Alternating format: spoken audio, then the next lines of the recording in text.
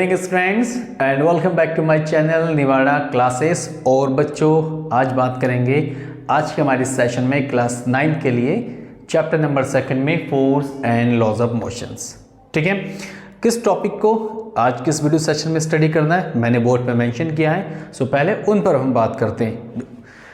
First topic के students हमारे पास यहाँ पर मोमेंटम और सेकंड टॉपिक के न्यूटन सेकंड लॉ। इन दो टॉपिक को मैं कोशिश करूंगा कि आज मैं वीडियो सेशन में आपको एक्सप्लेन करूं और हम मिलकर इस पर बात करेंगे मोमेंटम क्या होता है और न्यूटन सेकंड लॉ। ठीक है, सो ज़्यादा टाइम नहीं लेंगे स्टूडेंट्स, सीधे टॉपिक पर आते हैं, एकदम जंप करते हैं मोमेंटम पर, उसके बाद न्यूटन सेकंड लॉ। अब स्टूडेंट्स जो मोमेंटम की हम बात करते हैं, ठीक है, पहले तो मैं इसको यहाँ से रिमूव करूँ। ओके, अब ये बन गया आपका मोमेंटम। क्या है मोमेंटम? अगर आप नॉर्मल मोमेंटम की बात करते हैं स्टूडेंट्स की व्हाट इज मोमेंटम, कई बार डेली लाइफ पर बहुत टाइम पे हम बात करते हैं मोमेंटम क्या है। मैं एग्जांपल दे सकता हूँ, बहुत एग्जांपल दे सकता हूँ। फॉर एग्जांपल मेरे हाथ में मार्कर है, ठीक, ये मार्कर है। इस मार्कर को अगर मैं नीचे ड्रॉप करूँ, यानी मार्कर ऊपर से नीचे की ओर ड्रॉप करेगा, गिरेगा, किसी सरफेस के ऊपर गिरेगा, गिरने पर हो सकता है इसका इम्पैक्ट जो ऑब्जर्वेशन है कुछ उसमें हमें मिल सकता है। ठीक है, सो मार्कर को ऊपर से नीचे गिराने पर कुछ इवेंट हुआ, कुछ हलचल ऐसी चीज़ें हुई, तो कहीं ना कहीं ये चीज़ क्या है, मोमेंटम है। लेकिन एक नॉर्मल लाइफ में आप कैसे समझेंगे कि सर ये मोमेंटम है? यहाँ तो चलो मुझे पता है कि दैट इज़ मोमेंटम, बट आप कैसे समझेंगे कि मोमेंटम है? ठीक है, एक एग्जाम्पल मैं आपको देता हूँ, इस पर दो एग्जाम्पल दूंगा। ठीक है, दो एग्जाम्पल में क्या है, सपोज दैट फर्स्ट एग्जाम्पल में, एग्जाम्पल नंबर फर्स्ट, एक यहां पे ग्लास प्लेन लेते हैं, ग्लास प्लेन, और ग्लास प्लेन लेने के बाद यहां से एक छोटा सा बॉल, पहले इसको ड्रॉप करते हैं किसी h1 हाइट पर। ओके स्टूडेंट्स, जब आप एक बॉल को ड्रॉप करोगे स्मॉल मास के साथ और उसकी जो भी वेलोसिटी होगी, ठीक है, जो वेलोसिटी है कोई बात नहीं, उसे होना चाहिए वहां पर। सो आप ड्रॉप करेंगे, ड्रॉप करने पर क्या होगा कि बॉल सीधे ग्लास प्लेन पर जैसे यहाँ पे स्ट्राइक करेगी तो यहाँ पे थोड़ा बहुत क्रैक हो जाएगा ऐसा करके, लाइट भी। ठीक, same time same height, one more of ball. अब यहाँ पर जो बॉल होगा same again H2 same height पर, इसको ड्रॉप करो नीचे की ओर। तो अब क्या होगा, जैसे मैं सेम हाइट पर सेम कंडीशंस के साथ जब मैं इसको ड्रॉप करूंगा, सो ड्रॉप करने पे जो ग्लास प्लेन होगा, अब जो यहाँ पे होगा ग्लास प्लेन कंप्लीटली यहाँ पर क्या हो जाएगा स्टूडेंट्स, ब्रेक हो जाएगा। ठीक, ठीक है स्टूडेंट्स, तो कंप्लीटली यहाँ पर क्या हो जाएगा आपका स्टूडेंट्स, आपका ब्रेक हो जाएगा। इट मीन्स कि इस साइज को और थोड़ा सा लार्जर करने पर जब हम इसको ड्रॉप करते हैं तो पहले वाले में थोड़ी सी क्रैकिंग आती है फ्रैक्चर फॉर्म पे, सेकंड पॉइंट पे क्या होता है, कंप्लीटली इसको ब्रेक कर देता है ग्लास प्लेन को। ओके, चलो गुड, यहाँ पर चीज़ें एक एग्जांपल हमने समझा, अभी मैं इसको और आपको डीपली समझाने की कोशिश करूँगा। Next example, one more example. अब सेकंड एग्जांपल में क्या होगा, सेकंड एग्जांपल में एक ट्रक है, ठीक है, रेस्ट पे है, एक ट्रक है रेस्ट पे है, नो प्रॉब्लम। सम टाइम इसी ट्रैक को, कोई बड़ी सी ट्रैक है, ठीक है, इसी ट्रैक को हम किसी स्पीड के साथ अप्रॉक्सीमेटली 5 मीटर पर सेकेंड के साथ क्या करते हैं, इसको मूवमेंट करते हैं। और यहाँ पर एक पर्सन क्या है, यहाँ पर एक पर्सन स्टैंडिंग फॉर्म पे है, ठीक है। अब क्या होगा, वो पर्सन स्टैंडिंग फॉर्म पे, वो किसी चीज़ को देखा नहीं, मे बी अगर ये ट्रक 5 मीटर पर सेकेंड के हिसाब से मूव करे तो कहीं ना कहीं this is very dangerous for the person. Starting में क्या है, रेस्ट पे है, आपने कोई वेलोसिटी दिया और पर्सन को देख नहीं रहा, पर्सन के ऊपर अगर ये गाड़ी, मतलब उसको कहते हैं कि एक हिसाब से एक्सीडेंट हो जाए तो कहीं ना कहीं बहुत हमारे लिए क्या है, वो अनकॉन्शियस चीज़ है और हमारे लिए बहुत प्रॉब्लम हो जाएगी। ठीक है, सो इन शॉर्ट ये एग्जाम्पल फर्स्ट सेकेंड। दूसरे में क्या है, एग्जाम्पल नंबर 3 में टेनिस बॉल, क्रिकेट बॉल, इन दोनों में फर्क क्या है? जो टेनिस बॉल होती है वो थोड़ी सी लाइट होती है और क्रिकेट की बॉल थोड़ी सी हैवी होती है, यानी उसके अंदर जो क्वांटिटी ऑफ मैटर्स होते हैं जिसे मास कहते हैं वो भरी हुई होती है अंदर। ठीक है, सो इसको कैच करने के लिए low force provided from the human beings, and the cricket ball, इसके लिए क्या होगा कि force should be larger as comparison to tennis ball, इसके लिए कम फोर्स और इसके लिए ज़्यादा फोर्स। सो ये तीनों ऑब्जर्वेशन से क्या आपको नज़र आ रहा है, ये तीनों ऑब्जर्वेशन से आपको नज़र आ रहा है कि जो इम्पैक्ट प्रोड्यूस होती है, ठीक है, impact produced by mass and velocity, यानी जो तीनों एग्जाम्पल से जो भी इवेंट हमारे पास होंगे कहीं ना कहीं ये डिपेंड करते हैं इन ऑब्जेक्ट्स के मास पर, ये डिपेंड करते हैं इन ऑब्जेक्ट्स के वेलोसिटी पर। तो ऑब्जेक्ट और मास जब दोनों एक साथ कहीं पे आते हैं, आजकल तो आप देखते हैं इलेक्शन में बहुत सारे लोग क्या होते हैं, सब एक साथ आ जाते हैं, पहले बहुत बड़ी बड़ी बातें करते हैं फिर एक साथ आ जाते हैं। सो सेम काइंड फॉर जब मास और वेलोसिटी जब दोनों एक साथ आते हैं और कंबाइन कुछ खिचड़ी पका दे वहाँ पर, सो समझ लेना वहाँ पर कोई इवेंट होने वाला है और इस इवेंट को कहते हैं students momentum, that is P is equal to mv। उस इवेंट का नाम क्या है, this impact is produce and this is called momentum, and momentum P equal to mv। So momentum students क्या हुआ, momentum is product of mass and velocity, that is P is equal to mv। so momentum का मतलब होता है student the productions of mass and velocity. तीन example मैंने आपको समझाए और मैंने आपको बताया भी है कि जो इम्पैक्ट है, जो ऑब्जर्वेशंस हम उसको फाइंड आउट करते हैं, कंप्लीटली डिपेंड करता है मास पर और डिपेंड करता है उसके साथ उसकी वेलोसिटी पर, ठीक है। उन दोनों को जब हम कंबाइन करते हैं, एक साथ लेके आते हैं, so this is called momentum, and momentum is equal to mass into velocity. इसके अगर एसआई यूनिट की बात करें स्टूडेंट्स, तो एसआई यूनिट क्या होगा आपके पास, इधर होगा केजी मीटर पर second, and CGS unit gram centimetre पर सेकेंड। सो दो इसके यूनिट होते हैं, एक एसआई यूनिट में और सेकेंड थिंग आपके पास सीजीएस यूनिट, ठीक है। अब मैं इस पर आपको स्टूडेंट थोड़ा सा और आगे की ओर लेके जाने की कोशिश करूंगा। मैं इस पे बताऊंगा कि हम ग्राफ कैसे प्लॉट कर सकते हैं, किसके लिए, मोमेंटम में मास, मोमेंटम में वेलोसिटी के लिए, ठीक है। चलो ग्राफ की ओर देख लेते हैं। सो पहले तो मुझे इसको सब रफ करना पड़ेगा, ठीक है। आई होप कि आपने इन चीज़ों को नोट किया होगा, ठीक है। बहुत अच्छा टॉपिक है मोमेंटम, और न्यूटन सेकंड लॉ की जो मतलब परसेप्शन है वो मोमेंटम के बगैर नहीं हो सकता, और मोमेंटम को डिफाइन किया था न्यूटन ने। सेकंड लॉ में स्टार्ट करेंगे, उससे पहले मोमेंटम पता होना चाहिए as a student. So therefore the momentum, so graph for the momentum, okay. So student graph for the momentum point first पे आते हैं, यानी कि केस फर्स्ट में कोई प्रॉब्लम नहीं है। So here now P is equal to mv if mass is constant. अब तीनों में से किसी एक को तो कांस्टेंट लेना पड़ेगा। So finally P is directly proportional to V। तो इनका ग्राफ कैसा बनना चाहिए student, that is P and this one is V, directly proportional है, so the graph should be there like this, ठीक है। डायरेक्टली प्रोपोर्शनल के ग्राफ कहाँ से होता है, आपके पास जो ओरिजिन पॉइंट है हम वहाँ से ग्राफ को स्टार्ट करते हैं। Now case number second, P equal to mv again, ठीक है।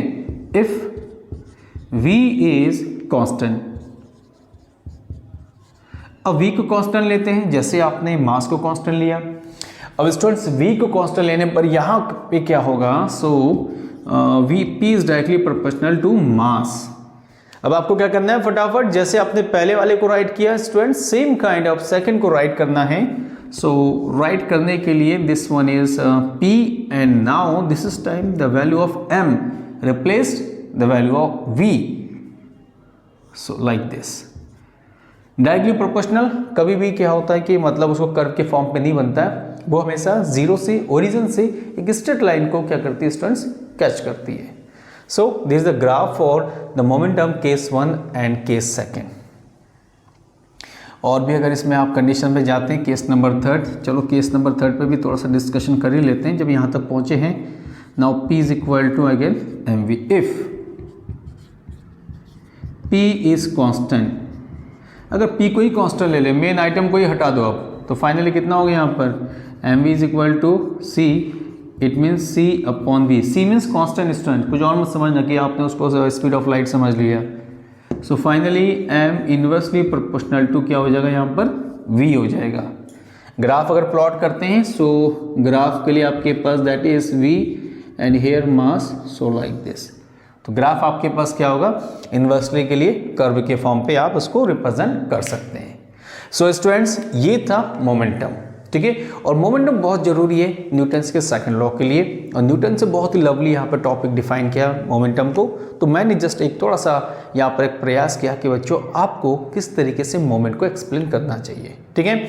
सो आई होप कि आपको मोमेंटम समझ में आया होगा। अब आप जल्दी से इसको नोट करें, फिर मैं बात करता हूँ Newton second law. Most important rule है Newton second law. Well students, अब बात करनी है यहाँ पे न्यूटन सेकंड लॉ, ठीक है। जस्ट बिफोर मैंने आपको एक्सप्लेन किया मोमेंटम, अब मोमेंटम के बाद एक्सप्लेन करना है Newton second law.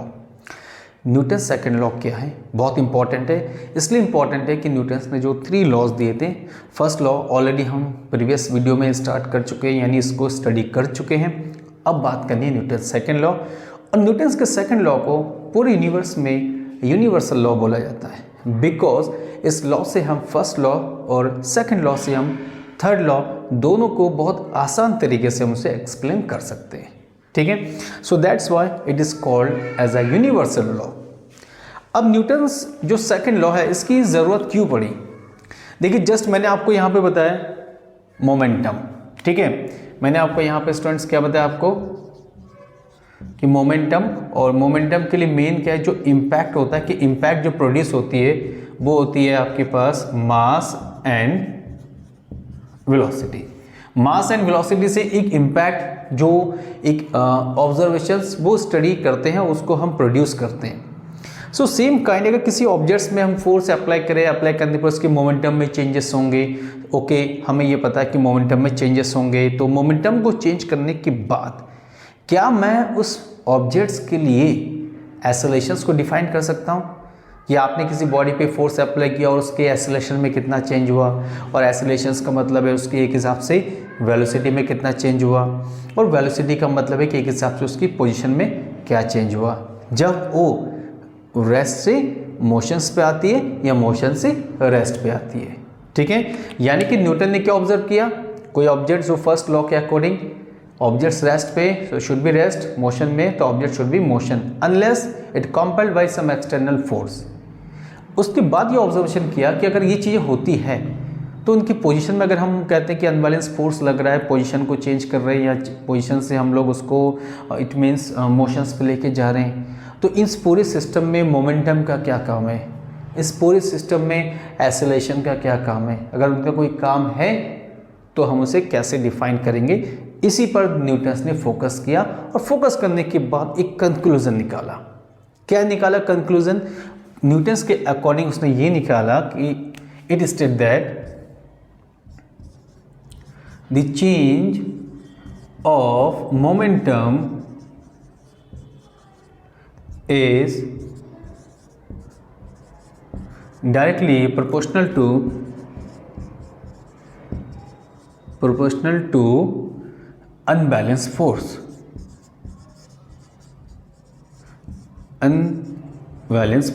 that is F directly proportional to dp upon dt।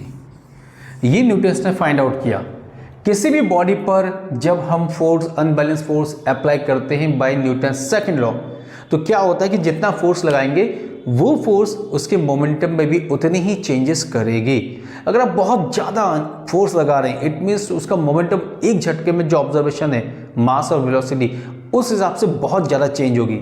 जैसे क्रिकेट की गेंद में, हम क्रिकेट में क्या होता है, गेंद को पकड़ते हैं, बहुत कैच करते हैं ऐसे करके, यानी हाथों को बहुत तेज़ी से नीचे की ओर लाते हैं, जिससे हमें हाईली फोर्स लगाना पड़ता है, तो उसके मोमेंटम में उतनी तेज़ी के साथ वो चेंज होती है, और बॉल हमारे हाथों में बहुत ईजी से क्या होता है, उसको हम कैच कर लेते हैं, ठीक है। ये न्यूटन ने इन चीज़ों को ऑब्जर्व किया, ऑब्जर्व करने के बाद बताया F directly proportional to dp upon dt। जितना ज़्यादा फोर्स होगा आप उसकी मोमेंटम को उतनी ही ज़्यादा चेंज कर सकते हैं। और जितना कम फोर्स होगा आप उसकी मोमेंटम को उतने ही कम तरीके से आप उसे चेंज करेंगे। यानी कम फोर्स होगा तो उसका मोमेंटम इम्पैक्ट जो होगा बहुत लेस होगा, उसमें कोई ज़्यादा हमें मतलब माथापेची करने की बिल्कुल भी ज़रूरत नहीं है।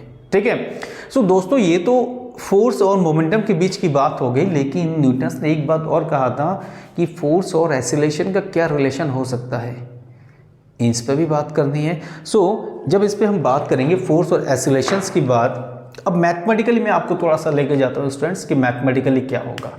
ठीक है।